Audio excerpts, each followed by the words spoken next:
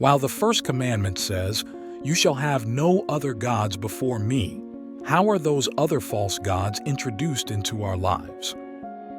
Anything that relates to our life and is not wholly surrendered to God can become a false god. The Greeks and Romans knew this very well. Everything could become a god for them. They created Hephaestus, for example, the god of work, Mammon, the god of money, Himeros, the god of sex, and so forth. We must admit that, as human beings, we are prone to be addicted to false gods. For example, working is a blessing, but when it becomes the single top priority, it becomes like the god Hephaestus in our lives. Sexuality was idealized by God before sin for the benefit of humanity.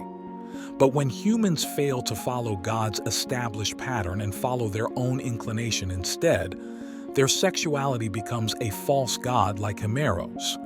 Every false god that is allowed to exist before God, in place of Him, or having priority over Him, will destroy one's spiritual life. In Romans 1:25, Paul says that by following their own inclinations, some are replacing the worship of the one true Creator with the worship of creature, sometimes the worship of themselves. Paul claims that this kind of worship is based on a lie that will never make a human being truly happy. He calls this kind of mindset foolishness. It is truly foolishness to look for true happiness in things, ourselves, or other people. Only a fool looks for peace while seeking self-fulfillment or addictions. Neither true happiness can be found just in accumulating or spending financial resources. It is only in God that we are fully happy.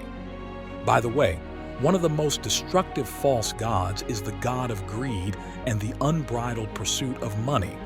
That's why Jesus said, "No servant can serve two masters, for either he will hate the one and love the other, or else he will be loyal to the one and despise the other." You cannot serve God and mammon. Faithfulness and generosity are God's appointed ways to get rid of greed. When we faithfully return 10% of our income as tithe and choose another percentage for the regular return of offerings, we allow God to eradicate from our lives the false god of greed that tries to dominate us. Is any false god trying to control an aspect of your life? As you return your tithes and promise, ask God to remove it, replacing it by the indwelling of His Holy Spirit.